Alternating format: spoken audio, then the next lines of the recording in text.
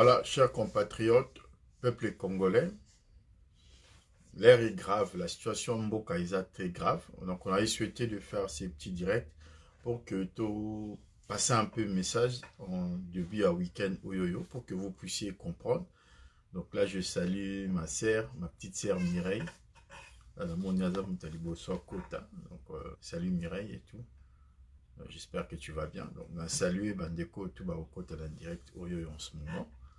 Donc voilà, on va essayer de parler un peu des agitations actuellement dans le monde. Ils ont nécessité à ce que nous puissions avoir une attention particulière parce que l'air est grave, la situation est très préoccupante. Alors, si chacun n'essaye pas de faire attention, de suivre un peu la situation, donc on risquait encore une fois manipuler Bissot. Il y a des choses qui se passent, ils ont échappé dans le bateau, donc raison pour laquelle je voulais un peu vous rappeler juste des choses et par rapport aux manifs où ils ont Salama, notamment le 9, les 9 juillet, je crois que c'est un jeudi. Donc, chers compatriotes, voilà, très prudent. Hein? Donc, voilà, ce qui se passe, c'est quoi? C'est que actuellement, hein, il a été entériné, entre guillemets, décideur, la communauté internationale, mais nous, on a toujours été clair et direct, les Occidentaux. Donc, ils ont confirmé que Félix avant d'en avoir pouvoir jusqu'à fin un mandat. Donc, à l'allure où vont les choses, Félix a Okendeti en 2023. Et maintenant, le combat, ils ont ça là maintenant, il y a après le 23. Comment après 2023, wana? Donc, raison pour laquelle au moni, agitation oyo est commis à Seni oyo. Donc, aujourd'hui, Chilombo avait compris que la mandature oyoyo a contrôlé le côté. Parce que à Kotaki, par la volonté à Kabila, à Kotaki, avec des engagements où ils allaient que, instruction n'y sur Kamba, comment faire évoluer les choses et qu'au pas à Kabila. Et donc, il y a calcul Nezalaki à Vanda, et puis en 2023, à se représenter pour que par la suite, à Vanda, à Megako rééquilibrer un peu le rapport. Combat Oyazana Wangwana, à défaut, il y a pour institution ou dissolution à parlement pour que les choses refait mathématiquement, il n'a pas assez de moyens. Parce que ce qui a dissous le parlement, l'argent, il y a qu'organiser l'élection exaltée et la logique, il y a transition, où on a transition, on a ni Kabila, ni Balingi. Parce que dans une transition, il exigeait assez que Kassik, il y a vie politique, na biso kota et donne ko changer na 2023 ou na 2 ans après à faire une transition. Donc la meilleure façon il y a qu'on maintenir pouvoir où il y a l'inga continuer juste après 2023, c'est il y a la situation et pour rire kakaboye, mais il est assez victimisé, après sa responsabilité na FCC na Kabili il n'a pas si géré parce que telle personne avait d'abord été au service à détourner qui caméré. Donc na chaque état des droits j'ai mis azomaki un peu na sacrifier caméré et par la suite attention attention mot artificiel et ben la alimenter à chaque fois sans pour autant et aboutir na eloko moko ya concret pour l'intérêt ya mboka mais et ko permettre à ce que epesa visage ya moto yo azoluka a meka ko booster un peu les choses mais azo ko kate parce que FCC ça doit empêcher yango moni ba communicant na ye yango moni service à communication abimisi batu Taliban au tu ya baluba faut ba makambo ndenge zali bango to abimisi bango pour que ça la communication pour que bango ba prêcher beaucoup mona même na ba mouvement citoyen ou ezo sala masiko ba action ezo sala manipuler préparer tous ces gens là ba mouvement citoyen ils sont au service pekaraya au Komona, donc ils veulent monopoliser tout dans tous les domaines, il y a vie sociale. J'avais expliqué tantôt la dernière fois, qui loi ou basalaki ou loi Minako, c'était justement parce que lorsque nous avons dénoncé la tribalisation de l'appareil de l'État, et d'accord, à échelle, il y a présidence, et il y a qui tient à niveau d'instance politico-administrative et judiciaire, il y a Mboka. Entre juge oyo sociologiquement na tribu moko ou na linguistique na yé bah ça l'allégeance. Donc décision nyonso eloko tout ekoya ou ekozala en défaveur ya Tshilombo ba bloqué yango ou les en faveur ya mutu na bango ba bimisi yango. Ce qui fait que to kende bongo et le fait que le FCC avait compris ça. Et maintenant, ils ont voulu mettre en place une loi où ils permettent bango, bazana mutubo individu à cause de la licolo, il y a ba tension où ils ont une instance judiciaire où ils ont na kuna na bateau parce que sociologiquement baza na appartenance linguistique ou tribale na président. Donc du coup, et ça n'est moi guerre ou salami. Donc ils ont seulement parce que bon, ils ont peur aussi de la pression populaire. Mais la pression populaire au Kabila Zobanga, au FCC Zobanga et à Taliban. Il faut que le peuple congolais a comprendre. Et puis, Batou, au peu bayebi. Kabila a contrôlé diplomatie, a contrôlé Makamunio so Tshilombo Osala, na Libanda, na Kati. Na ba militaire oazo qui ne fait l'assemblage tribune qui a formé Libanda, a na bango pour ba sécuriser, ba équilibrer et qu'on servir yété. Et que si tozali arabo peut sabiso raison et qu'on servir yété. Parce que Kabila a vu le limite, il y a Félix, Kabila a vu le limite à l'Américain, Kabila a vu le limite à la Belge. S'il faut aller plus loin. Parce que la Kabila a délogé le Belge du Katanga, bah ça les loté. Donc jusqu'aujourd'hui, Kabila contrôle la situation. Donc, ezama makambumo o ezali ke photo ça ba lecture wana. To kota la ba émotion te parce que ba chroniqueur ba ça la ba analyse ba chroniqueur ba zo manipuler. Non, nous on n'est pas là pour sauver un individu. Nous on n'est pas là pour sauver une tribu ou nous on n'est pas là pour sauver une famille. Notre combat c'est sauver le Congo, c'est sauver la patrie. Il faut que qu'on dissocie les deux choses. Sauver Tshilombo, ce n'est pas que sauver Congo. Ils veulent créer un clivage entre Tshilombo et Kabila. C'est comme si, ce qu'on a dans Kabila, il faut impérativement dans Tshilombo. On se trompe. Bah, on va faire un raisonnement dans peuple congolais. Il faut tout like ça, bango peuple zéro. Il faut faire comprendre bango que na Tshilombo na Kabila ba mutumoko. Il y a le col ngando qui m'a gambula na ibali. Ceux qui pensent que Kabila na Tshilombo ba kabwani se trompe. Ceux qui pensent que pour na kima Kabila faut ya pembe na Tshilombo se trompe. La réalité za yangoana. La réalité ezali pe nazo démontrer bino pourquoi la réalité est là et c'est ça parce que Fidolé Ambongo que lelo o ba taliban ba militant IDPS na ba tumususu ba tourner mando qui contre ye. Bosani que Fidolé Ambongo, ils avaient le résultat à l'élection. Fidolé Ambongo qui a demandé à Faïl de tourner la page. Et Fidolé Ambongo qui a accompagné Félix. En croyant que Félix était sincère dans sa démarche. En croyant que Félix allait faire quelque chose d'intéressant pour la patrie. Pendant une année et demie, tu as 2 ans.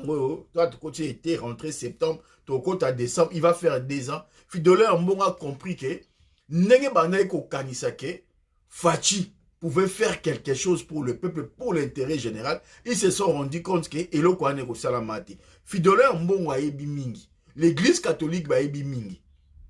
Alors vous verrez, il y a un groupe de gens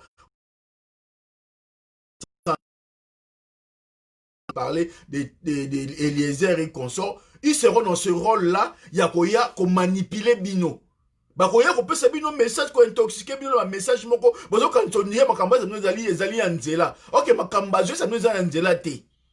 Bango baza na cahier de charge na bango o ba ebike il faut basala nyoso Félix atikala au moins pendant 2 mandats. Au moins à partir de l'élection 2023 ce que vous allez entre guillemets on va vous démontrer pourquoi te permettre élection te na 2023 à équilibrer un pouvoir au ya kozanango pour qu'à modifier constitution pour que permettre ya tikala. Et la réalité c'est que Congo ndenge fonctionnaka ezali peuple moko oyoyo dans sa configuration azali mutoyo asapuyaka d'abord sur la partie linguistique ou sur l'appartenance tribale. Na Congo ça va vote moko ya ba vote moko o abenga tribal. O bo mona na élection peut-être que Martin Fayulu a Canada Kasaïté. Ça la campagne na ye, Chadar accueilli, mais Martin Fayulu, l'adversaire d'État, ce sont des réalités. Pour dire quoi? Pour montrer que na Congo, élection, et ça tribal. Et paramètre wana, ceux qui ont bimisango na mesate, tu comprendras neni makamboe qui n'était. J'ai suivi Chilombo faire dans sa déclaration à l'étrange dire que oui, Azo Luka a combattre le tribalisme. La meilleure façon de combattre le tribalisme, c'est de nettoyer d'abord ton propre cabinet de travail. Il faut revoir composition, parce que composition na yo, cabinet na yo, c'est le reflet, il y a tribalisme. Bah, communiquant de toutes les personnes qui sont autour de yo, l'UDPS est le reflet du tribalisme. Donc, pour montrer l'exemple, il y a qu'on combattre le tribalisme, il faut d'abord comprendre qu'au Congo, nous avons 4 langues nationales. 4 langues nationales aujourd'hui qui composent les 4 communautés Nakatia Congo. Maintenant, na cabinet na yo, ce qu'on s'allie fort, il y a kaka na 25% à baluba, au tiki 75% wana, et kabona na ba 3 communautés linguistiques et tikali. Donc, oui, au combattre tribalisme. Na nomination, il y a 100% à na cabinet na yo, il faut au moins 25 mu Congo, na 25 mu Swahili. Mukoloko sala yango, le débat sur le tribalisme est aussi là parce qu'on a la modèle. Aujourd'hui, on a modèle T. Il y a lutte contre le tribalisme, mais on a modèle, il y a tribalisation dans le Congo. Par ton discours, par ton comportement, par le fait qu'il y a entourage d'ailleurs, par le fait qu'il y a organisation et fonctionnement politique, où il va entourer d'ailleurs. C'est ça la réalité. Il est facile de venir de faire sa victime, où il y a un discours, où ça semblant montrer les gens comme si Yozala qui tribaliste était. Mais dans ton comportement, dans ta façon de faire. Parce que aujourd'hui le peuple congolais, Bolandaka batu makambao lobate, Botalaka makambu bazo sala. Ceux qui vont se contenter à Rolanda, ba politicien, dans ba discours, vont continuer à souffrir. Parce que, batongaka musala na ba discours te, batongaka na ba acte. Et ça, ba élément au nazo pesa bino, pour que vous en maîtrise. Il y aura des communicants à niveau de diaspora, il y aura des communicants à niveau kin, qui sont dans leur rôle, qui sont des professionnels. Il y a médias, il y a communication, qui sont payés pour faire ce travail. Il y a qu'on désinformer bino, il y a qu'on intoxiquer bino la information à l'okuta pour que bino mo kanisake mutuana za malamu. Et Kabila l'a fait.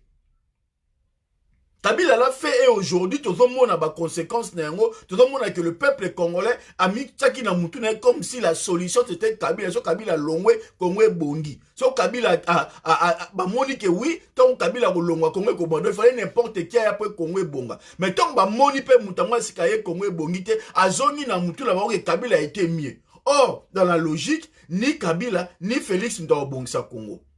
C'est pas le discours. Nous avons besoin d'un discours et d'un politique. Ce n'est pas des déclarations que Martin Fayulu a sali les 30. Il y a un monde qui libérer le Congo. Ce n'est pas que ceux qui Martin Fayulu a abandonné, il y a Pembe na Moutou, Zoa Baramo, Otala Moutou, il y a un monde qui a Maboko au marché. Il y a un monde qui libérer le Congo. Ce n'est pas des discours, il y a la date, il y a les 2 août. Et comme une journée à martyr, il y a un monde qui libérer le Congo. Non, les 2 août, biso Bundara les 2 août. Le 2 août, lorsque Moussa a demandé aux Rwandais de partir, lorsque les Rwandais sont revenus, bakata courant na inga, bakata bima, biso muto bundisa, to bunda na ba rebelle Rwandais tout na Congo biso. Et là ba politicien, et là ba militaire congolais, ezaki ba civil mutu ba bunda. Et affrontement na tenaka na rappelaka yango et bandaka quand les bandaki na de parce que il faut que les gens comprennent un peu Congo nengezali. Et ça na 2 communes oyoyo et kangama na Congo central. Et ali non 2 districts hein donc obe yango district obe yango sous région nengezali kala. Donc que ne pe na ba commune ya Monga Fula et kangama na Congo central. Commune ya Lemba na sima na yango ya Lemba imbo na sima na yango ya campus na Sesoko Kiti ekobima monga fulu obimi okeye opusani kota se okobima na Congo central. Et puis Njili Tchangu kota central. Donc tango ba rebelle touti bakotaka na Congo, bakotelaki na Kitona. À partir de Kitona, ils ont commencé à avancer. Pour ba kokota na Kinshasa pour ba déstabiliser mboka. Ba yana makolone ba yaka ndenge ba avansaka. Donc pour na kokota na Kinshasa na Congo central, ba bimaki na ba deux quartiers, na sima campus universitaire. Bisoba na Salongo Rigigné et tout ça, on a été les premières personnes à avoir été confrontés na ba rebelles et puis na ba Tchangou. Mais tant qu'on affrontement bandaki, dans un premier temps, ba Tchangou, ba Kimaki, ba repliaki vers Matete. Tant qu'on va traverser na pont, que ba rebelle ba koti, ba na Matete pe, ba bandiko zonga na kati ya Lemba. Maintenant, bana ba étudiant au bazaki na université, bana Lemba, kota Salongo du Voulou, Rigigné consort, parce que on a ko s'affronter na ba rebelle et bango maintenant basaki na Tchangu kuna peza ko yinda batu bazoko kita. Donc et ça qui que tangu batu ba uti Njili ba koti Matete na panique na batu Matete bandi ko sala ba bima et ko sala croisement entre batu ba uti Lemba bazo se diriger vers Matete, batu ba uti Matete bauti Njili bazo se diriger vers ma. Donc Lemba na Njili ba est-ce qu'on se croisame na Matete et ça là Matete comme la zone tampon. Batu ba uti Lemba bazo se diriger batu ba uti Tchangu bazo kima bazo ça la zone tampon. Batu ba betani mitu nzela ko kende ezate. Et c'est là où bana Njili baganga. Et c'est là où même baganga Njile Koyate et bandawana bana Njili bazongi parce que moyen au Kenya parce que bana Lemba basi bayaki ba bloquer entrée à Lemba Matete comme qu'ils ont tampon moyen au bimeate batu ba se diriger dans les deux sens et il y a eu l'affrontement entre la population et le rebelle Tutsi avec le soutien à la force aérienne nano-angolaise. On a vu vieux na bango Apache. Moi, je veux qu'on a vu, parce que chez moi, chez nous, c'est ça qui sont au télémine à balcon, aux hommes, on a monument où ils ont un scellé. Chez Bisso, on voyait un scellé, tout le monde a la lumière et un scellé. Donc, tout le monde a un aéroport en dit, on a parti à balcon à Bisso, dans Salongo, toi, du Colo, on voyait l'aéroport. Bana Salongo, on y a bimi na lupangu, na balcon, na bino télémine, aux hommes, on a aéroport, munda aéroport et Njili. Et ndenge ba obi ezo kweya ndenge ba ngolais bazoko attaquer kota Njili kuna est-ce que ba rebelle ba kota ki makasi on voyait ça et on a vu des gens sortir. Donc biso to za batu oyo to bunda et to vivre expérience wana. Donc il y a une population o abundaka o ya souffra bazali. Bandeko nanga c'est ça la réalité. Et la réalité, tu vas continuer à koyebisaka bino. Pobo comprenaka, pobo yebaka. Tu as besoin sous sa déclaration, ba politicien, ba discours, je dénonce, je rends hommage, je fais. Tu as besoin dans notre peuple congolais, à je rends hommage à Anati.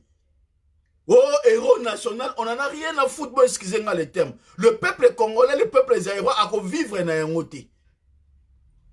Oh, bon, ça la marche moko pacifique, bon, ça ba ramo, bandeko ba bimi, lelo na ba ramo na bango, na ba bando na bango ne longi, ba suki na nzela. Parce que ce n'est pas ba marche wana, ndem te ko libérer Congo. Ce n'est pas ba discours, oui, marche pacifique, yaka na ramo ko sala. Ce n'est pas ça qui va libérer le Congo.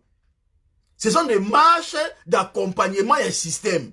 Et ça, ba discours d'accompagnement et un système. Ba déclaration failli à sali à un mouton à l'ingimboka na un patriote à reconsidérer comme des discours d'accompagnement du système. Il y avait que du vide. Mouton à patriote ou à l'ingimboka na à partager à ta moukete déclaration Martin Fayulu à sala. Mouton à l'ingimboka na yé lelo oyoyo à kosenga jamais peuple congolais abima les neuf. Parce que, et là, comment on peut produire na sénité. Chilombo, avec na deux personnes à banaye koluka, a placé na tête à Seni, na plan na bangwa ba Taliban. Et à Paul Sampou, to Christopher Ngoy. Paul Sampou na Christopher Ngoy, oyoyo, il est passé à préconiser, bazwa place wana. Oh, tu sais que dans le défendre, ba luba. Si koyo, sur un tali, Chilombo, qui veut montrer aux Congolais qu'il y a un combattre tribalisme.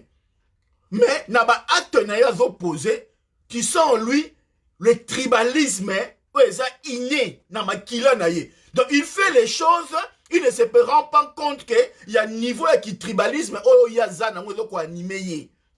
Vous comprenez? Dans les deux candidats, oh, bah, Taliban, oh, bah, militaire, IDPS, oh, bah, Eliezer, oh, bah, tout, on a bazo bunda, et ça pour la Paul Sampou, to Christopher Ngoy. Mais, tout ce que Christopher Ngoy a monté colonie, de Paul Sampou a monté colonie. Vous comprendre? Et tant que bango, bazo luka, bacha batuna bango, parce qu'ils ont compris que la CENI est un instrument, il y a tricherie. La CENI est un instrument qui permet de bango, ba consolider pouvoir ya Fachi après le 23. Donc, tant que bango bazo ko bima, ne balinga bima le 9 wana, bazo ke ne ko bimate, pour yo peuple congolais, pour on a pas la souffrance au bika, non. Parce qu'aujourd'hui, l'élection est en 2023. Tant bango bazo bima pour ba bunda, ils ont besoin d'avoir le contrôle, ya CENI, pour permettre bango, ba consolider pouvoir na bango. Pouvoir ya Congo te. J'avais fait un post, j'avais fait une publication pour dire que l'UDPS soutient l'intérêt tribal. L'UDPS, Batabawewa, Naba militaire, Bataliban, ils ne se battent pas pour l'intérêt à Congo. Ceux qui vont pour l'intérêt à Congo, Moutumongo na kati ba communicant, Moutumongo a critiqué Fidèle Mbongo te. Parce que Fidèle Mbongo a critiqué personne. Mais Fidèle Mbongo a regardé l'intérêt général. Mais maintenant, on voit un groupe de gens qui veulent nous imposer une ligne. Tozotala, kotala, oh, tozotala, te po tozobanga bato. Là, bandeko wana o bazo pelisaka moto, bandeko o bazo ko alimentaka, bae barake, tozotala, kotala, oh, tozotala. Mutu moko zana sima mutu, oya kotika mutu a marché syrien azate. Et je répète qu'aujourd'hui, ce qui le Congo Zali, c'est parce que nous avons 4 communautés linguistiques et faire fonctionner Congo. Bangala, Baluba, Baswahili, na Congo. Communauté linguistique, moko eko dominaka, communauté musulmane. Bobo Sanayango. Politique, il n'y a pas besoin de tribalisation. Politique, il n'y a pas besoin de suprématie. Politique, il n'y a pas besoin de domination. Il y aura un moment, souka, il y aura un moment, oyoyo, et que provoquer résistance, oyoyo, beaucoup regretter. On observe, on regarde. Si on moni, batu nyos ba vandi nye na kin. Et à tel point, banga bino. Batu musu ba vandi na nye ba olobate, mais baza plus dangereux que bino. Na batu musu baso bazo ko avertir bino pour que bo changer votre manière de faire les choses. Parce que bolinga te, ouais so sala mana papier, ya mwana nem te oza réalité te.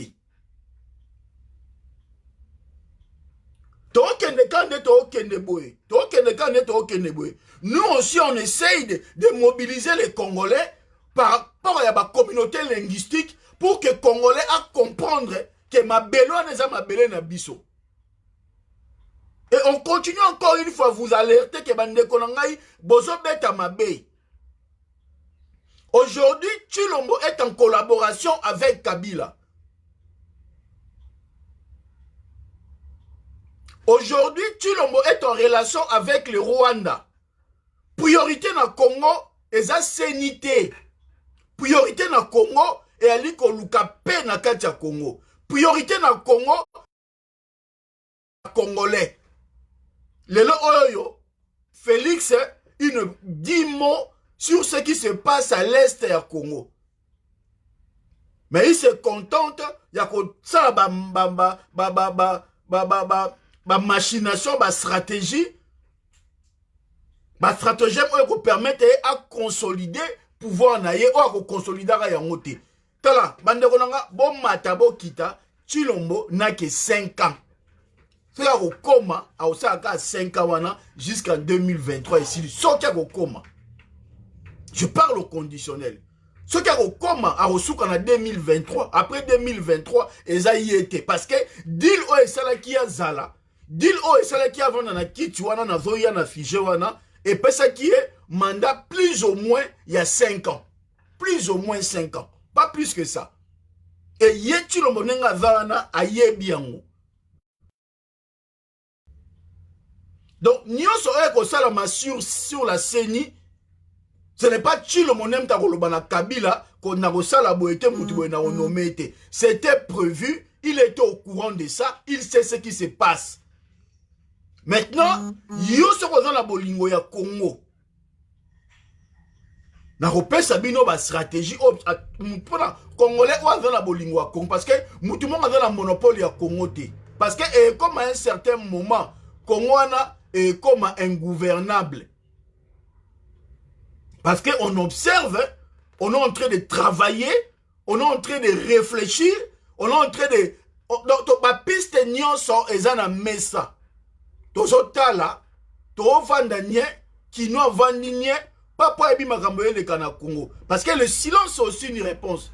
Tant que ça appelle à la mobilisation na bino, bozo mona ke bo se retrouver bino moko na ba wewa na bino. Eza anodenti. C'est qu'il y a dans vérité, c'est que ça ba consigne oyoyo et pesa la majorité ba kinois bo kete bo vanda bo zela. Ce qui bon na bo sali manif na bino Congo qui est dans 10 millions bo zui sous 5000 personnes. Force na bino tout bona ko chai bimi. Mais plus de 9 millions 955 000. C'est que ba vana binoté. Alors bon kanisa teke ceux qui Eliezer a sali la vidéo tous les jours, oh Pascal a sali, oh Moutouba sali,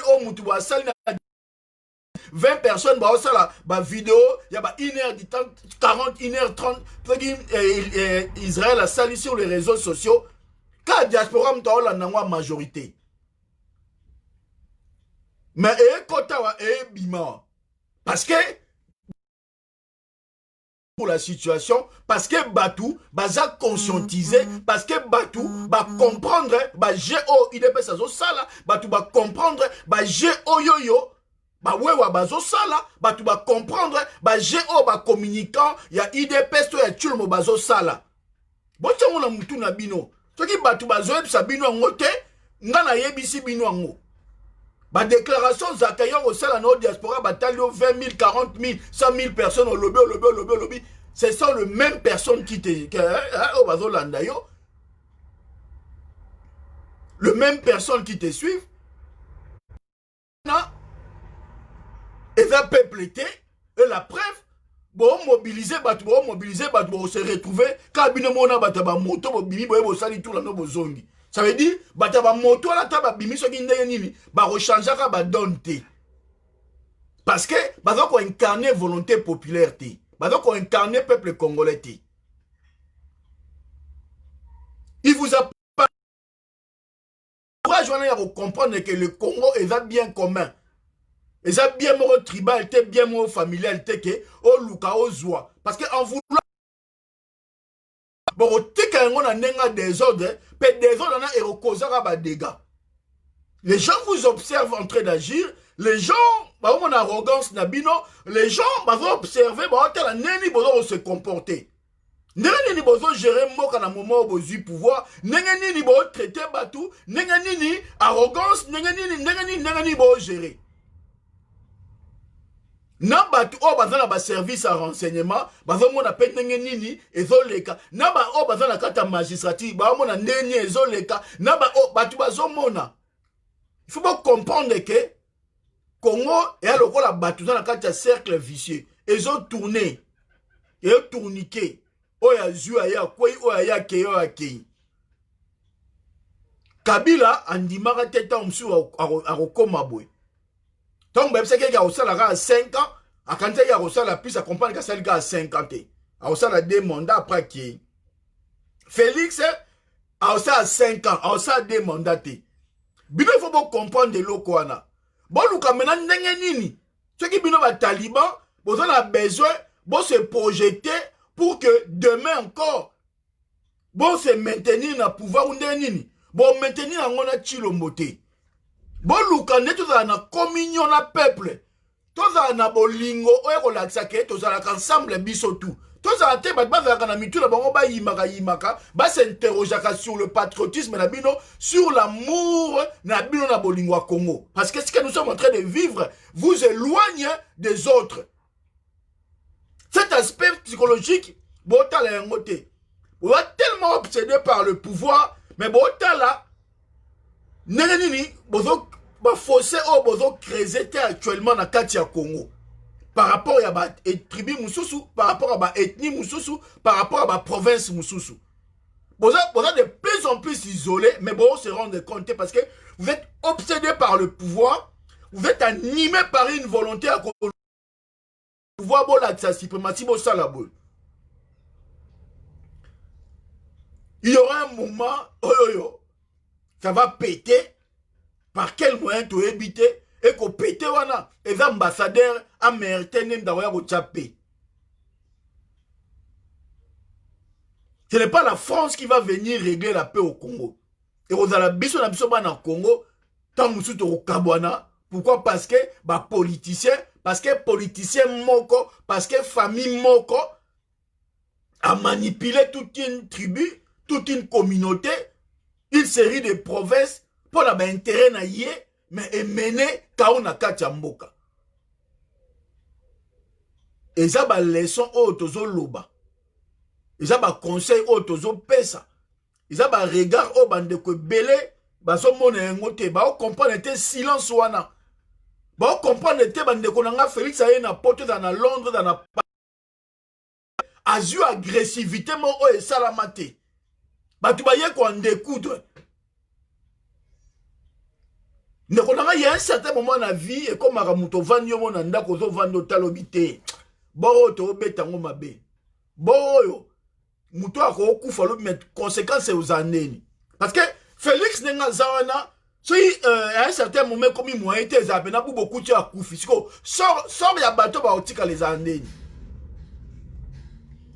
Ce sont des choses à réfléchir. C'est des choses à comprendre que dans la situation actuelle, si ça arrive, qu'est-ce qu'on fait? Qu'est-ce qu'on fait? Youyou, les cas là, si maintenant, ça direct. Ouais, non, ouais, voilà, vous excusez-moi, il y a un frère qui est passé, donc il passe par derrière, quoi. Bon, il y a un bureau, par les Pesali, donc il passe par directement de l'extérieur, donc je suis dans une maison, c'est pour ça. Ok, donc voilà. Donc, il faut comprendre, hein, et le Koana. Il faut faire la lecture sur la situation. Oh, batebele bazota la yangote. Batebele baza obsédé na pouvoir ya Fati, tozoaka pouvoir, tozoaka na pouvoir to maintenir. Mais il y aura un moment pouvoir na besoin ngote. Parce que Kabila a ça qui est pouvoir, avec un deal ou a ça qui est naïe. Kabila a dit à Félix, soit au sali, au ngai na yo to yo kanaki au sala, soit ngai na yo to kufa. Mukolo général Maëla Koufaka.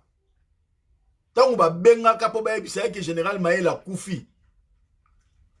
Ambassadeur des États-Unis répondaka l'essentiel les alliés pouvoir na ba ekweyi.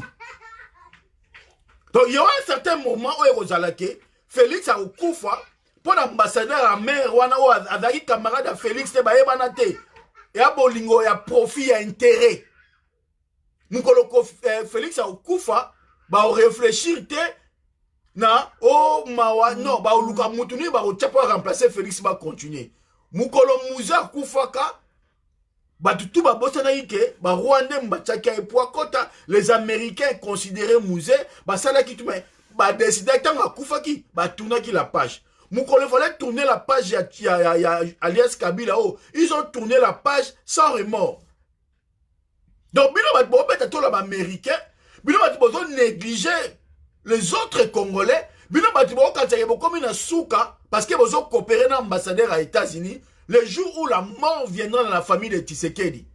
Et c'est ça, c'est le jour où on a au botika bino moko boko lela Et ce jour-là, le jour, le règlement des comptes et que banda, oh, Monique, batu, oh, bimisa, parce que mon tuba sala qui mabé, oh, ya ko sala parce que mon sala mabé. Donc, il faut comprendre là qu'on a que Congo n'est pas bien à biso. Si tu as ça à Likambu, tout ça est en côté par rapport à ce que bon, obsession tribale, il y a bon voilà na kibokozi. Mais bon, ça est en parce que ils ont bien commun, tout ça est en pour na batu. Donc, c'est une leçon dans la copie sa batu. Maintenant, pour revenir, maintenant sur Ronsard, Malonda wana, oyo ba commissaire président Yasseni. Mais eza soni na ba taliban. Oh lelo o bazoli na ba organiser marche pour ba dénoncer Mutuana. Balobi ce n'est pas lui. Mais bazo reprocher Mutuana nini. Bazo reprocher Malonda wana fait Malonda nini. Bandekolangai Malonda, c'est lui qui était l'opérateur, donc secrétaire exécutif Yasseni. Ba résultat, on appelle ça qui Chilombo, Mouta pesa qui ango, c'est les gars. Tricherie nyonso, ouais, salami, ouais, comme si Chilombo président, c'est les gars. C'est le gars qui est venu à la cour constitutionnelle plaider na kombo Yasseni pour que va confirmer Chilombo président. Si on considère que Félix avait gagné sérieusement et que l'élection est vraie, libre et transparente et démocratique et que Félix avait gagné, pourquoi Balingi Moutoua a sénité? Il n'y a que deux réponses. Parce que, soit un, baébike, pouvoir au Félix Azan Engo, ils ont pouvoir usurper, ils ont pouvoir Mouyib, ils ont pouvoir ya Martin Fayulu. Et que Moutouana, rôle au Asala qui peut vendre ça, Félix n'a place à Martin Fayulu. Le même rôle on a en 2023, Moutouana Rosala, pour vendre ça s'appelle Moutou. Moussoua, on n'a pas forcément Moutou, il y a Chilombo. C'est ça. Mouyibi, alnga bayiba ite. Kaya Chilombo za nkangwana. Kaya ba talibé za nkangwana. Bayibi yo, balingi, yo bayiba yete. Tout le monde a ba situation. En face, il y a un biso. Il y avait un terrain vide. Ndakwana, ça partait.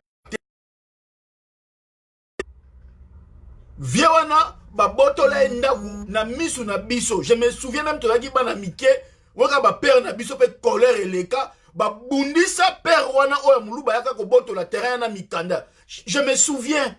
Parce que bateau balayi kovanda na ndaku wana obayi kovanda wana tozaki mwa muke aba parenté na bango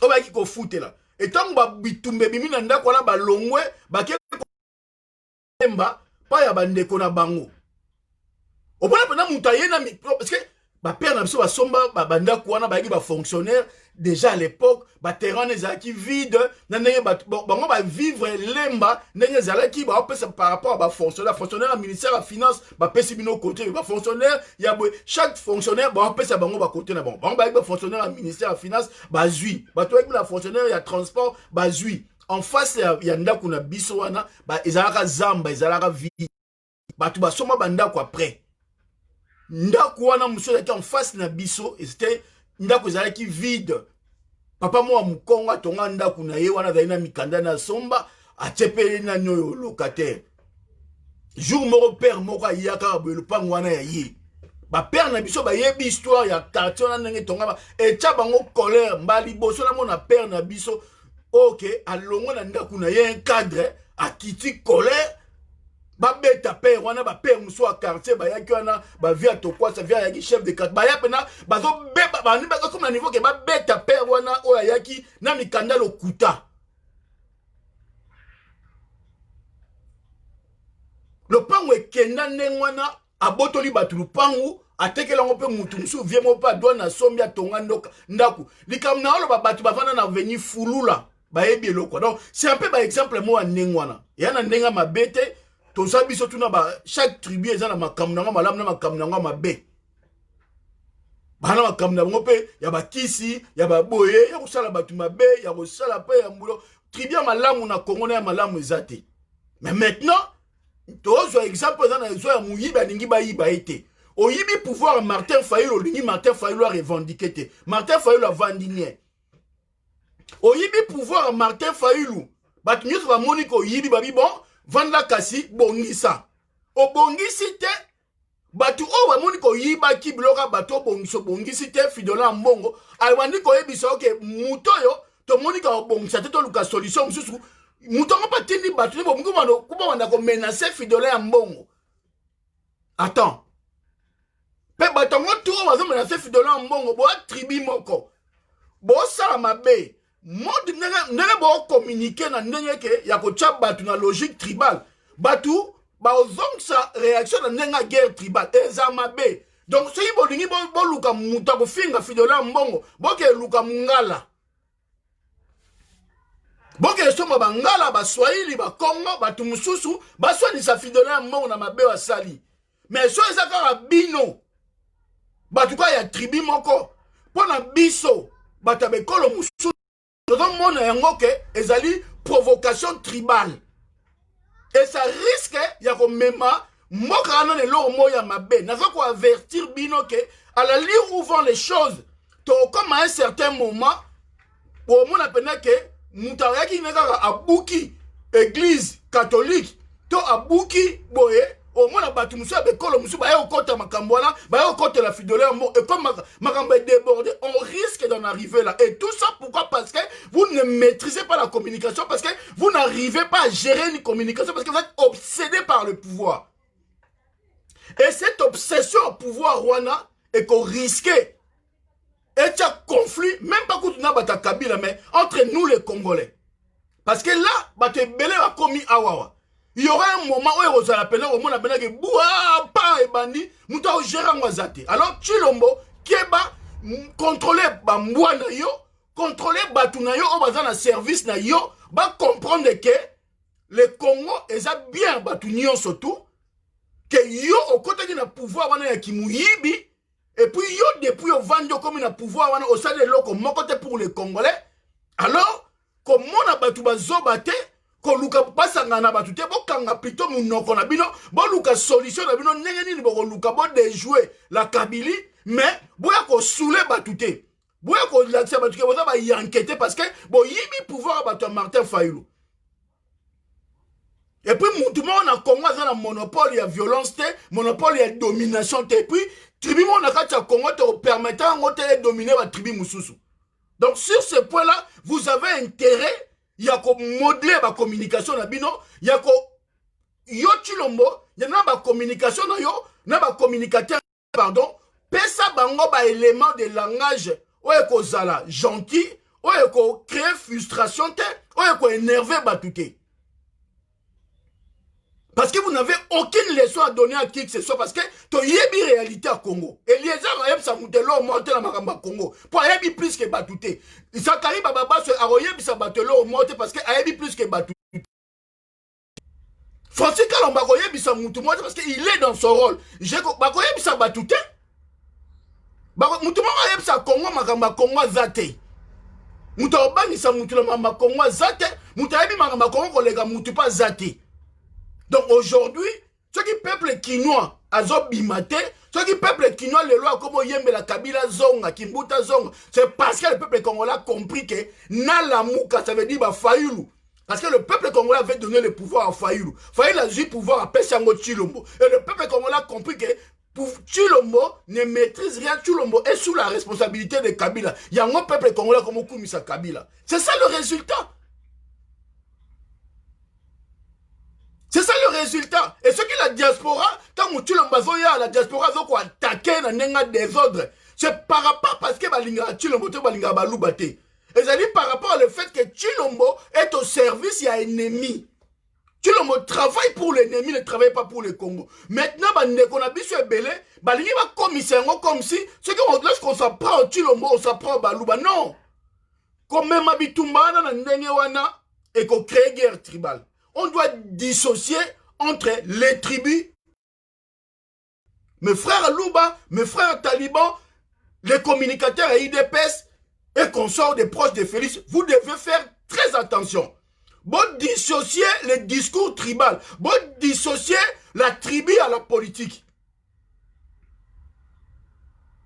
Parce que, bah, dégâts à un certain moment, et comment, et zalake, et zalafo tchanani, pourquoi? Parce que, bah, communicant, oh, yozo ko utiliser. Des gens qui sont en train de parler en ton nom, na politique, na yo, bah, élément de langage, oh, peut ça battu na yo, et ça la solidité pour convaincre la population, pour apaiser bah, esprit. Nous autres, on a le courage de dire tout haut, qui aime bien, châtie bien. Je préfère Moutoua Zolomano ba vérité pour que yo s'amende que Moutoua vende la lingeli au boule. À un moment, qu'on kotobo na nengasi. Là, c'est dangereux. Biso zalaka betoloba na biso. Fidolé Ambongo a reconnu que Félix avait fait Fayulu qui a gagné. Fidolé Ambongo a demandé à Fayulu de tourner la page. Batika au Vanda. Mais ça va tout bilan le bois de Kofinga Fidolé. Ngaïmon a critiqué Fidolé Ambongo lorsqu'il a dit que Fayulu a tourné la page. J'ai critiqué. Boketu critique. Toza Bangala, mais Toza critiqué parce que Obeti ma faux. On a soutenu Fayulu à Congo, mais on n'a pas soutenu Fayulu parce que il est bon, intelligent. Non, on a soutenu Fayulu parce que il incarne la volonté populaire. Donc, en 2011, on a soutenu Félix Tshisekedi le père parce qu'il incarnait la volonté populaire. C'est pas parce qu'on était les Balouba. Élection Mokote na Katia Congo et qu'on permette à ce que le choix exprimé par le peuple congolais est à la respecter. Tout comme dans le niveau anaté. Pas tout comme on a un niveau que le choix du peuple congolais comme à respecter, il faut tout comme on a une situation où il y a chaos. Tout bandela à zéro, qu'on rase tout. Fissure l'équipe tellement makasi qu'on ne peut pas construire le Congo na fissure où il y a la fondation. Donc il faut qu'on mette tout à plat. Donc il faut tout et quoi y en a assez. Et c'est ça la solution. Et pour arriver à ça, il faut un soulèvement populaire. Ce n'est pas ma manifestation qu'on a vu, on a vécu aujourd'hui. Il y a bon là, il y a bon, pembe na mutu, bon, il y a mandala là, marche pour la paix et tout ça. C'est donc, oh,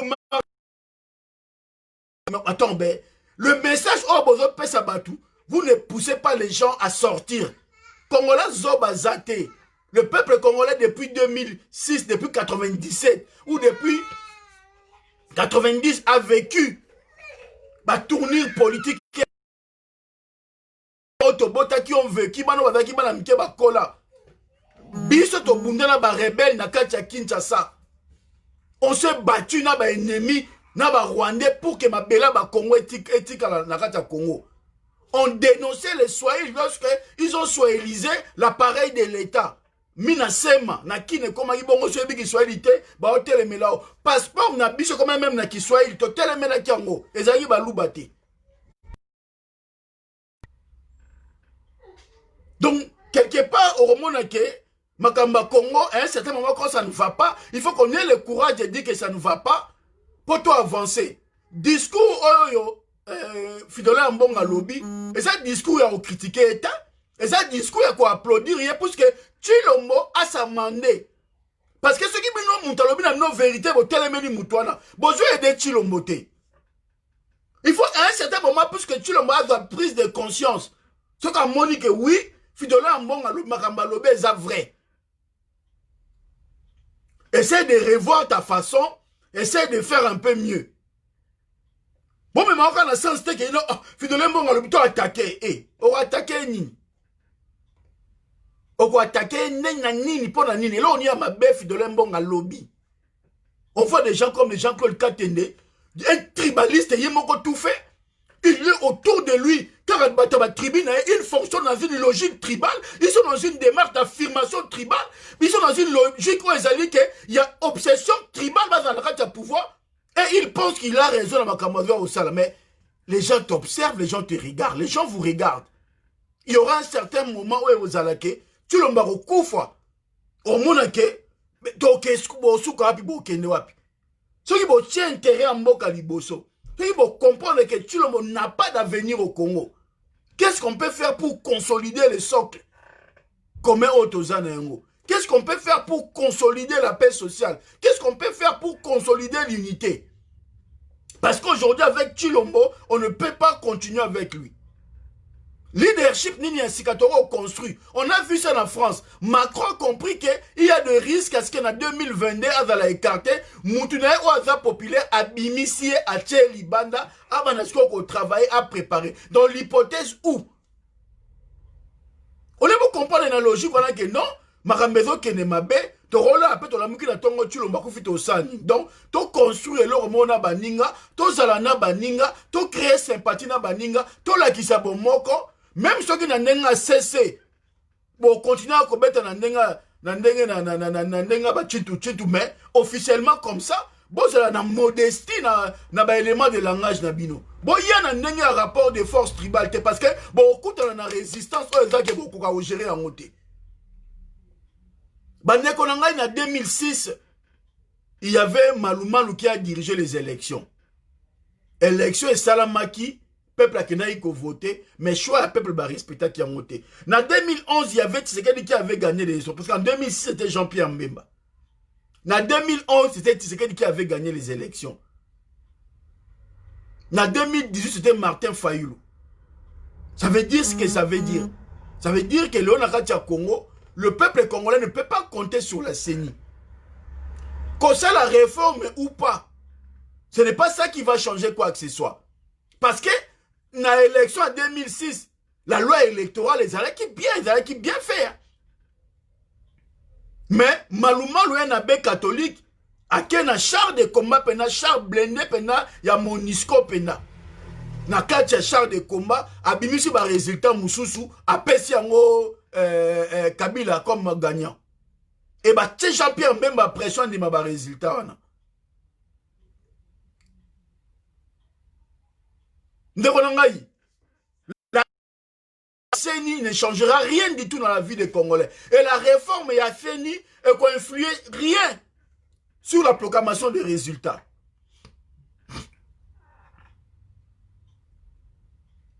Et qu'on changer le côté sur la proclamation des résultats, bande konangai. Et qu'on changer le monté.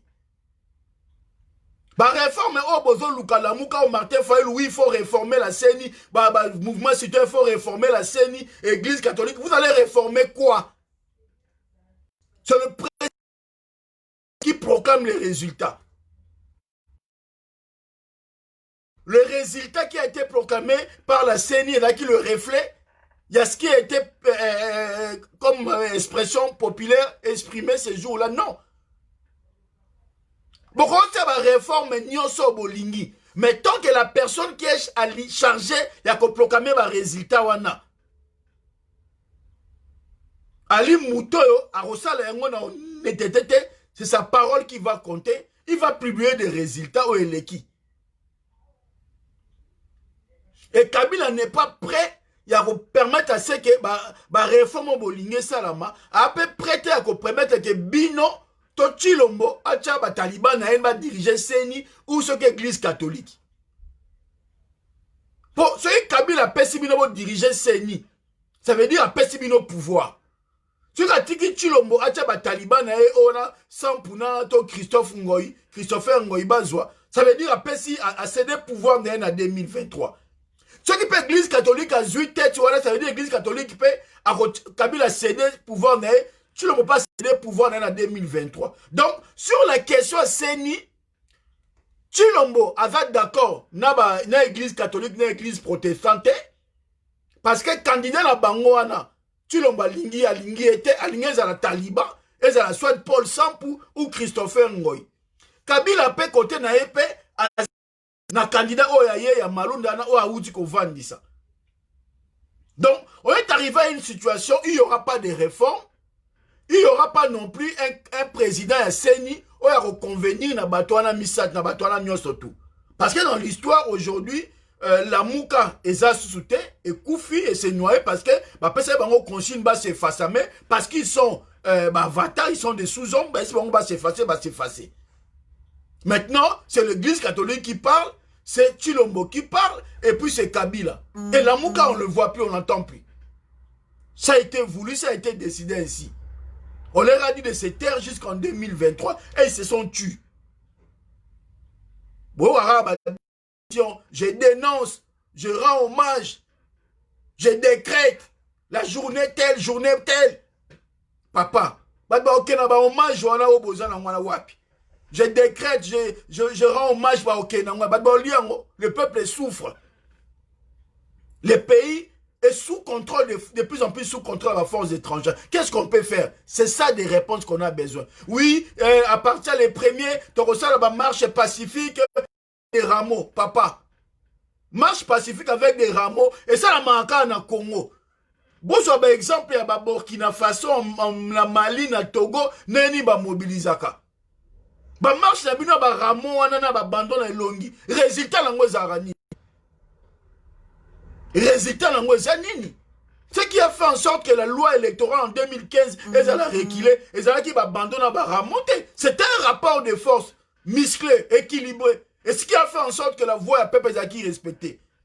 Et c'est ça ce que nous allons appeler maintenant pour le 9 ou le 9 wana. Ceux qui ba taliba ba bimina ba moto, bino ba na changu, bino peuple congolais. Il faut pas dissocier. Ba wewa ba militant IDPS, ba zali ko sa la marche pour na ko luka ba préserver pouvoir na bango ya Chilombo. Ba na changu boko ko sangana ba wewa te. Bana kaluka na yoki ce qui est monsieur qui s'appelle Jekoko a aussi ngabino bobima le 9 Jekoko za cousin Chilombo a aussi ngabino bobima le 9 pour kene ko combattre Seni wana pour permettre Chilombo à récupérer situation Seni. Jekoko a une idée derrière la tête, ya ko aider Ndekonaye Chilombo son cousin à se maintenir dans le pouvoir après 2023. Et bon yo peuple congolais, yo peuple zaïrois.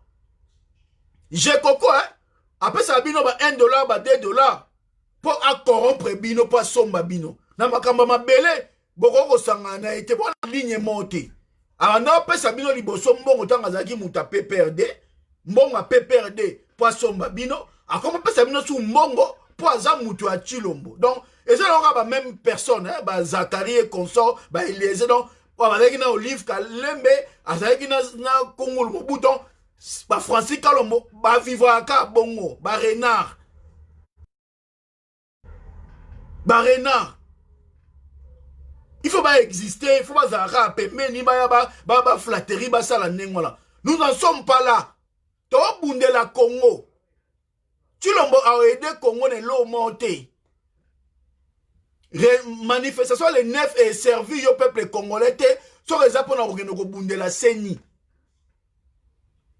Soko bima le 9 olingo bima peuple congolais kene ko panza ko benga na régime wana ko panza alliance wana FCC cash ko panza na Chilombo ko panza ba symbole ya occupation o eta la kata ba institution wana ko kene ko buka ba institution occupation et là ko casser mboka te et là ko récupérer pouvoir ya peuple congolais et là ko récupérer ba institution na biso parce qu'aujourd'hui ba institution na biso est comme na maboko ya système moko boy. Pour récupérer, il faut qu'on compte par la force de l'institution. Aucun commune, aucun commissariat, aucun ministère, aucun tribunal, aucun sikanyo ce symbole ya mboka ezali au botoli yango. C'est ça qu'on libère Congo. Qu'on libère Congo de Konanga et à tel que bimana ba wewa bokena paye pepe osali ba tourner, allez ba wewa na pesi bango ba 100 francs ba 1000 francs yo ye allez tant ba na ko boma batu yo ba ko boma o tant ba okanga batu ye chimanga Chilombo mukuna ba bimisi bango ba tik ba bimi libérer bango bino otkeli na prison parce que ba akize bino ke batala muka boyaki ko chamo bulu boyaki ko buka. C'est ça la réalité. C'est ça la réalité, bande konangai. Bato ba kenaki lelo ba kangi ba libérer bango, so landi ba kombo na bango comprendre. Et ça réalité, ça likambu ya mabete mais et à un certain moment dans la vie, il y a une réalité oyoyo, tozo loba yango pour que tout le monde ait une mboke zo kende. Pour que ba vérité wana et pousser bandeko ba zonga mo mke na marche en arrière. Ba comprendre que la manière dont bazo gérer mboka wana la manière dont on va se comporter vis-à-vis de la ethnie, de la peuple, il y a un homme qui va changer. Donc, le peuple congolais, ceux qui ont lingo bima, le 9, ko bima na sentimenté, objectif na yo ezali pouvoir et quoi. objectif na ezali symbole ya ba ministre o baza na kati ya gouvernement wana bango tout baza ko travailler pour na Kabila. Tshilombo bazo travailler pour na Kabila, a travailler pour na ba Congolais te. Donc, on a résumé un peu pour comprendre que Bangé a Seni et concerné le peuple congolais. Bangé a Seni et contrôlé Yoté. Parce que ceux qui battent Paul Sampou ou Christopher Ngoy a proclamé qu'à l'idée 2023, a pas proclamé Tshilombo présent en 2023. Et là, on a besoin de ceux qui peuvent battre Malonda a proclamé qu'à Moutafa ou Kabila en 2023.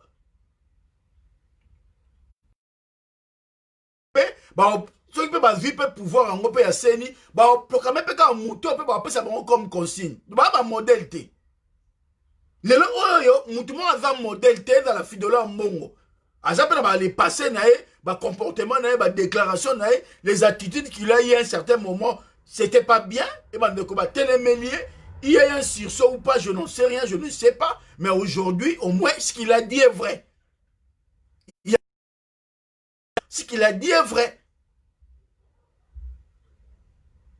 Bah, dans le service à Tshilombo, dans le service à Tshilombo, bah, c'est la communication, mais bon, ça élément de langage, bon, là, dans la vidéo, oh, bisto, bah, flatterté. Oh, tu as ça, la vérité, pour me garder la boque dans le laboratoire, on a bien mike, bon, tu as la neni, bon, ça va élément de langage. Ba figure wana kaka wana oya ba taliban wana Francis Kalombo se dit déjà vu c'est pas un modèle, Zachary se dit déjà vu c'est pas un modèle, pas non, ce sont de même nom. Azalaki na Mobutu derrière Congo Mobutu bango mi balé ndenge moko ba yo comme na Joseph Kabila ndenge moko na ba Olivier Meka bango ba kono ce sont ba corbillard wenga ba corbillard ba croque-mort. Ba croque-mort. Ce ba pas na o ba accompagnant na liwa OK. Liwa politique, liwa physique aussi. Ce sont des croque-morts, des renards.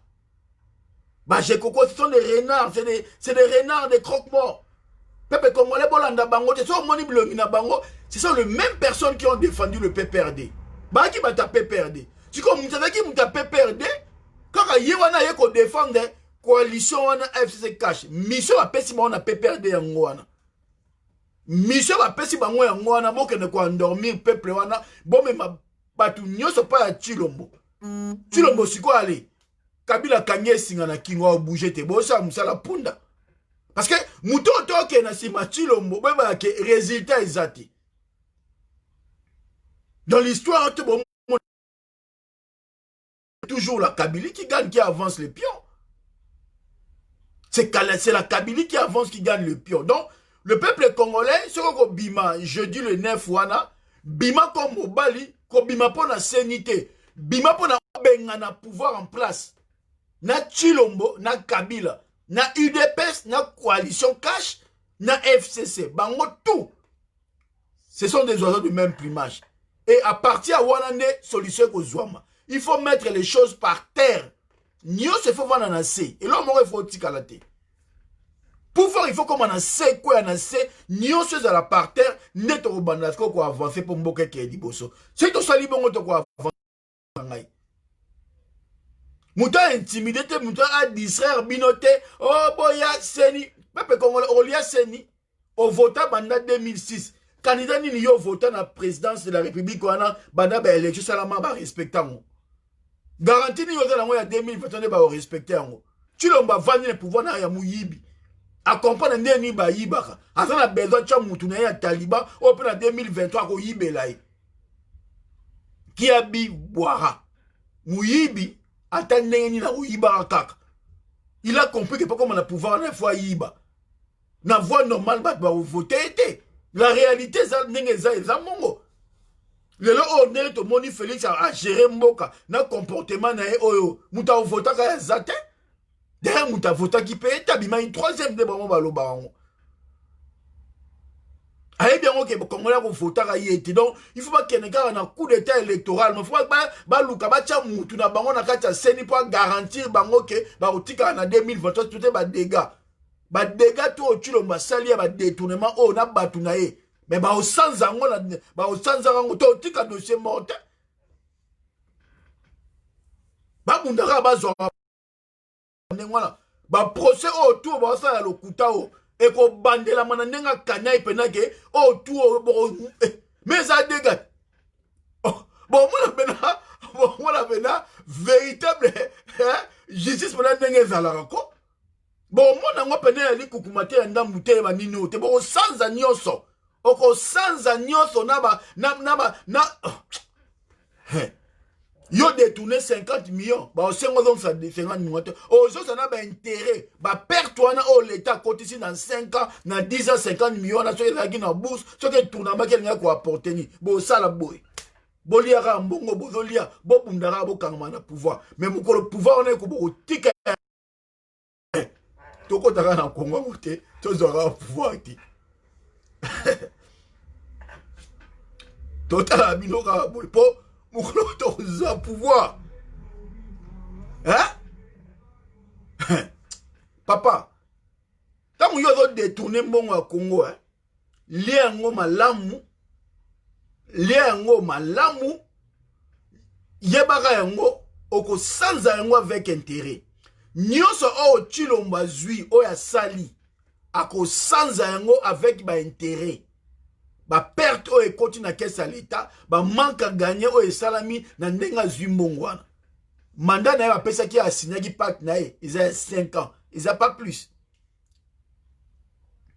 aye bien bozo forcer nature pour rien alors bon Luka to sangana na ba peuple entre nous to consolider yé déjà ta conjugué dans le passé total ndenge ni force future o ekoya que batu nyonso ba se retrouver to ke na ndenga bien so bo ke na ndenga hiyanke suka ka ndenge zo ikaye bo mana Kabila ba do vendre ba hôtel bino so osisi bitumba après so bino Kabila barena bino bobomani bino na bino to kotela mutu te soki bitumba sili nde biso to yeko banda sko bitumba na biso na bino ou na Kabila ça va se passer comme ça.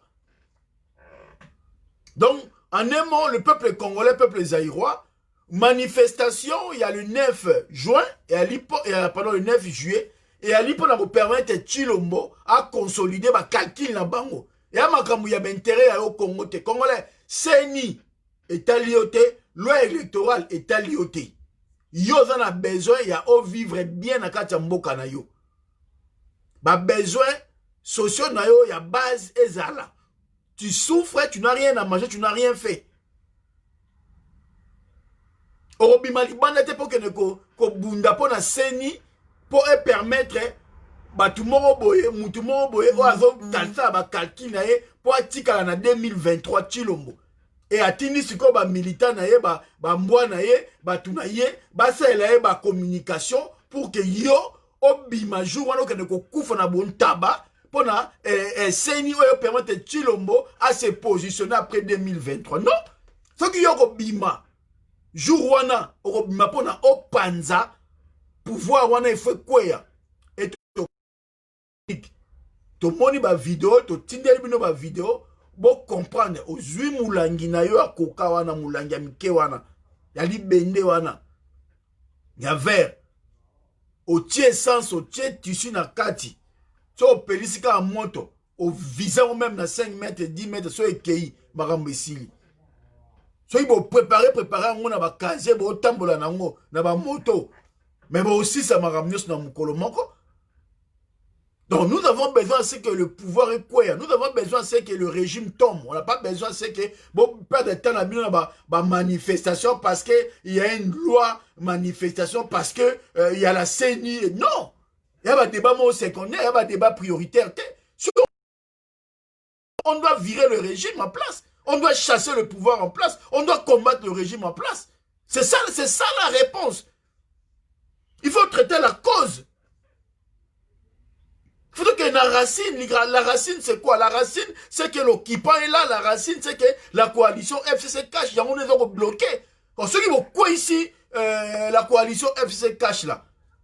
Il y aura une réforme. Il y aura loi électorale qui est sengeli.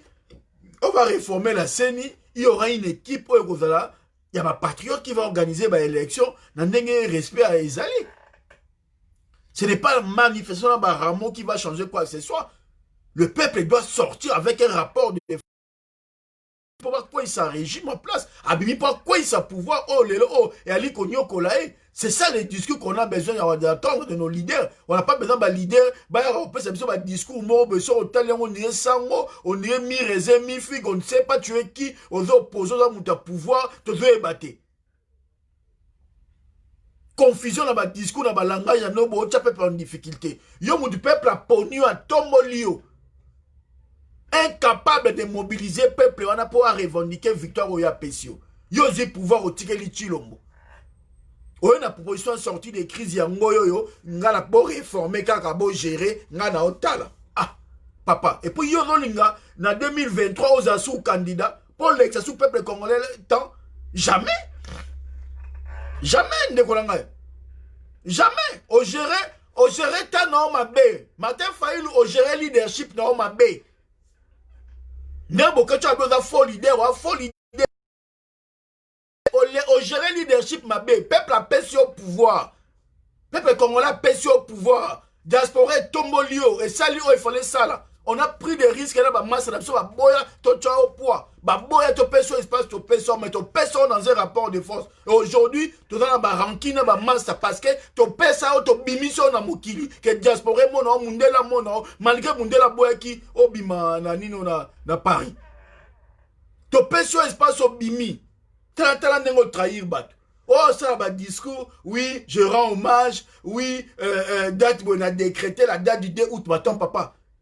Au décrétant en tant que qui? La dette à l'aider où on a, c'est tout le monde qui le dit, qui organise. La dernière fois, on a organisé contre le Rwanda. Oh, bah, boy, l'Arabie sociale, mon appareil, bimsa, tout son arana appareiko. Et ça rapport la date, on a le 2 août. On innové là, on monté. Et puis, dans le 2 août, on a yo bundate. Biso mto bunda. Bitumbe salamaka na mwamba na changu. Bisom to bunda yo bundate. Donc, voilà. Donc, c'est la réalité. Peuple a pêché au pouvoir. On croit quoi agir. Au vu pouvoir au Kabelango Félix. Peuple kaka oya changu, oya tombola kyo, a commencé nga Kabila zonga na bakimbuti. To ina tale pesinga mawa. Lorsque je regarde, je dis, mais attends. Quand peuple oya tombola kyo Martin Fayulu, peuple là comme qu'on la Kabila zonga. Pourquoi? Parce que peuple a tombolio, a monio penake, oh. Mais mon a pêché pouvoir coûte donc ma trottine à monter. Tu as déçu le peuple congolais. Tu as déçu, Martin Fayulu, tu as déçu le peuple congolais. Bateau ba Hollanda ou ba sous-homme. Bateau ba Hollanda ou ba renard. Bateau ba pembeni na yo. Ça au cause populaire, aux années. Ba oko balinga côté. D'ailleurs, bateau ba ba sale lo monter pour évoluer pour comme nous commun. À part qu'on memelo un sac, à part qu'on pousse à yo, à part qu'on memelo vert, qu'on foute la hôtel, mais non commis wana popularité non pas maintenant comment qui batu wana o bazo tourna yo wana o bazo ebso vérité te bazo idéoté. Ya on se retrouve au Kangami na États-Unis pour la kozanga stratégie. On a tout le temps, on a dîner, on a apporté quoi zéro. Le moment que les gens une année, dans les États-Unis, dans le discours, il y a dîner, et Zangatina, et les gens autant, tout ça, pour les gens qui ont peuple temps, on a fait par l'otage, en 2023, on a fait sa candidature. Papa, pour ça, ce qu'on dit. Candidature, il y a moins de au pouvoir, au sali pouvoir, on a accompagné le système. Donc, l'Union a fait candidat en 2023 pour accompagner ce système. Si on a politique, donc on doit abandonner le peuple. Tika papa. Tu n'es pas fait pour être un leader. Tu n'es pas fait pour incarner un combat politique. Tu n'es pas fait pour ça. Osons pouvoir. Tu n'es pas fait pour ça. Moi, le côté ma bête vient en tout cas, tu as promis les gens. Oh, ceux qui m'ont bengo, si m'ont bengo pe démagogue, tu peux m'ont bengo pe m'ont kuta. Pour boke tu as comme un niveau au loba bongo ayebi o azoloba pour ngana banda koloba nena oloba depuis ce moment je sais de quoi je parle. Tout ça bat auto mouiller ba chemise na biso ba énergie na biso, ba mbongo na biso, to bebisi ba relation na biso, na ba na maebele ya komba, pour que yo, obima, na ma, to bimiso ba na makasi, pour venir na logique, on les katiseke na poto.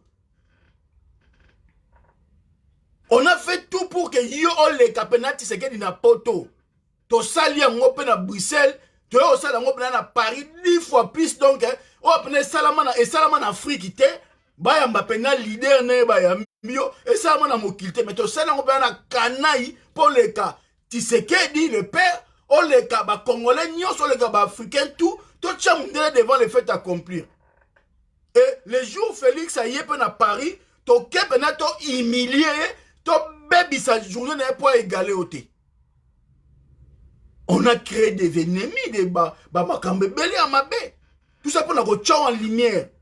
Pour que yo osa toujours liboso. Mais t'as la trahison. T'as la trahison. T'as la ingratitude.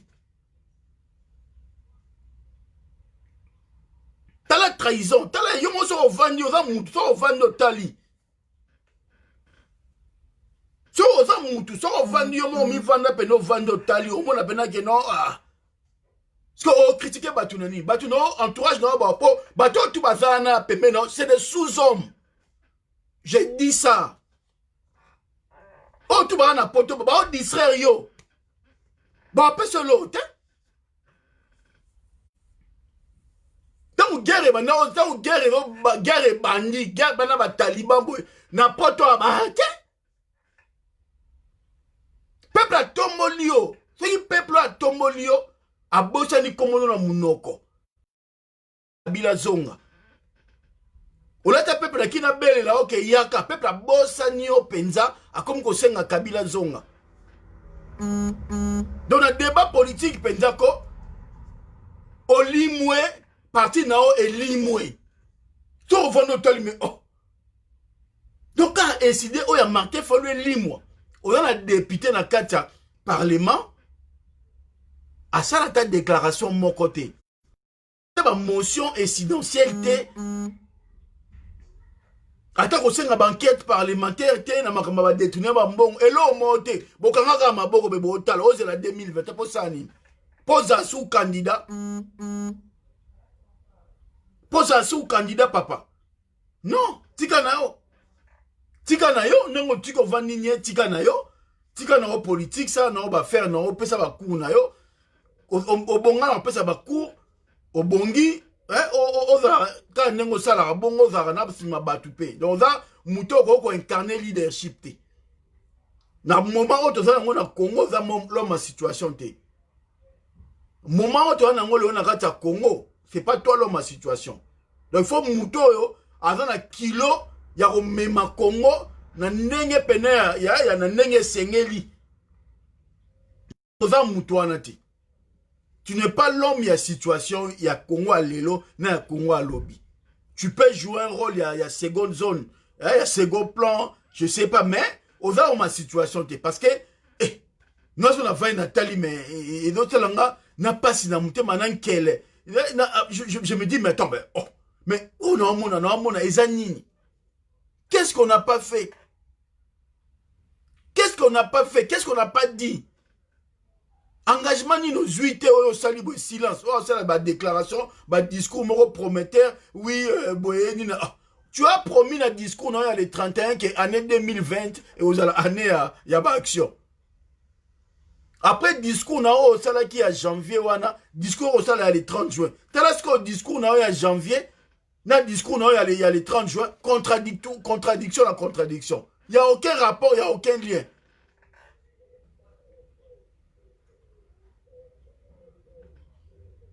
Donc, bino moko bozo tcha batu na ba difficulté, bino moko bozo poussara batu ba critiquer ba dénoncer bino, bino moko bozo poussara batu ba loba o baza ko loba. Donc nous à un certain moment, tout ce qu'on a peuple congolais, ko tcha confiance na on a politicien mon côté. Ba politicien na biso nyonso bazaya ko beba. Ko tcha confiance na on a ba mouvement citoyen mon côté. Ba mouvement citoyen nyonso beba.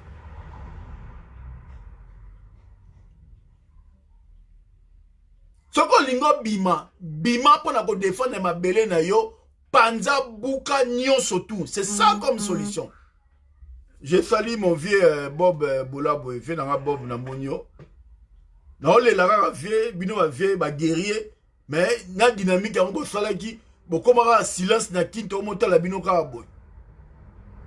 Vieux Bob grand guerrier.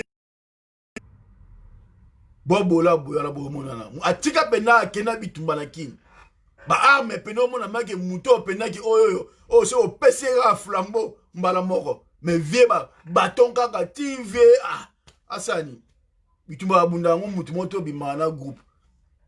Le vieux Bob Bolabo, mon grand frère. Si tu as dans un au peuple, avant de commencer Martin Fayulu, le peuple a commencé à retour, il y a Kabila. Pourquoi? Parce que bon satisfaire y était. Yo tamboli campagne mobima bana libanda Genève aux Agina Fayulu partout. Autant que n'engé peuple a commencé bino, mais le peuple comme on est dans mon noko abosa nango.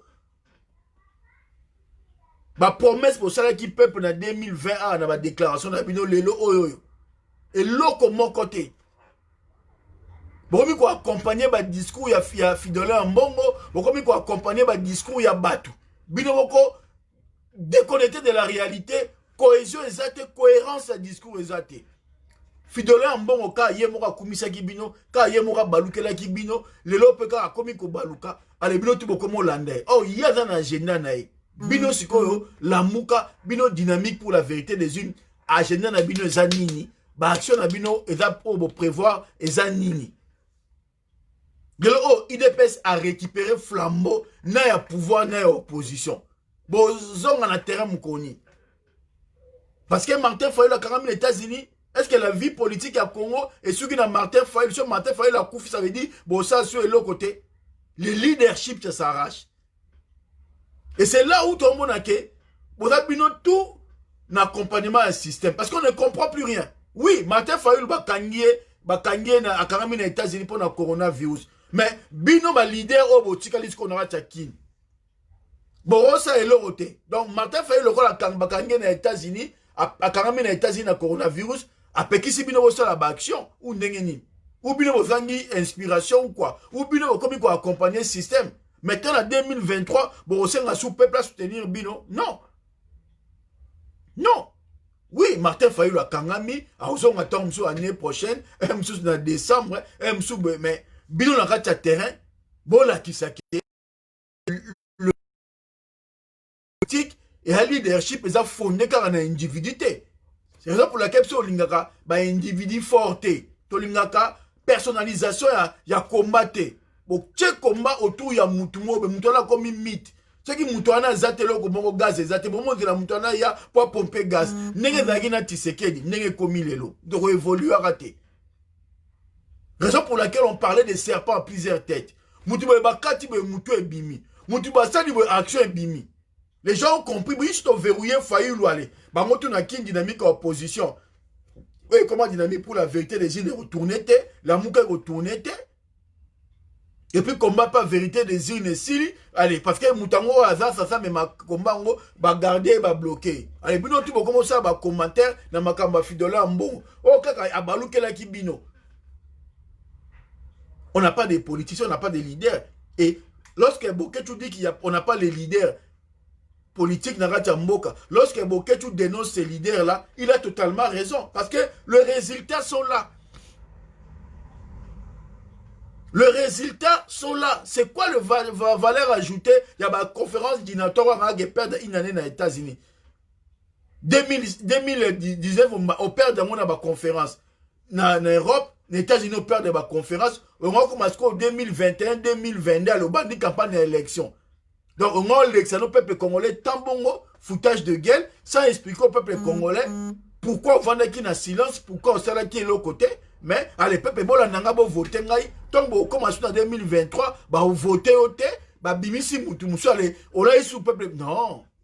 Peuple congolais, ma élection au Congo, ils ont sauté.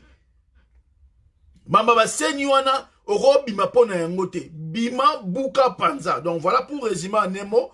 tokosanga na bandeko na biso comprendre que le 18 ana mongo tokuta na base mbandaka na Léman, et puis le 25 juillet na Paris bena Congo. C'est la deuxième réunion où il est essentiel, et puis on vend ça équipe stratégie, et puis cellule de résistance populaire au niveau à Congo central. Donc il y a Anamongo aussi le 18 juillet, on vend sa équipe bandeko Barokamba, et puis on a contact na base où on a na intérieur pour nous vendre sa cellule il y a résistance populaire. Donc voilà, après ça on n'est pas Swahili na Baluba pour tout la nini to vanda, après to sala une réunion où il y a 4 communautés linguistiques et qui permettent de créer une dynamique d'action avec des valeurs et qui protéger nation, na identité na biso dans la diversité. Donc c'est ça un peu le sens il y a bitumba na biso. Donc nous on est là, on continue le combat. Donc bolé mbate eza makambo mabele to mobiliser ba famille ba telema mais o ba ko bima o ba ko linga ba rejoindre batu ba taliban ya IDPS ba ko bima pona ko défendre mabele et non pona ko défendre seni pour ko défendre seni et ko défendre Tshilombo. Donc ceux ba ko bima ba buka ba panza ba symbole il y a pouvoir, il y a occupation parce que aujourd'hui le Congo est sous contrôle de la force étrangère. Ko buka symboliquement et spirituellement le pouvoir de l'occupation et par la suite s'approprier et puis qu'on doit contrôler les institutions par le peuple pour que tout le monde construit. Donc babo sanate petit à quartier soit moulangi na ya libende au essence na yo tissu na moto soko lancer en makambo ici. Donc voilà. Donc ça là, nous on est là, on continue le combat. On continue aux anabis, on est ensemble. Donc voilà, donc bon dimanche, dans bande qu'on a bisognon surtout. Et puis voilà, à bientôt. Je vois ma grande sœur Chantal. Chantal Napesio, bonsoir. Donc on a Bruxelles Kalaté, donc on a Leka. Et puis bon belanga liputa nangana Betty. Donc to Leka toi kozwa. Donc voilà, c'était ma grande sœur Chantal Matabisi. Merci. Allez, bonne soirée à tous. Merci, au revoir.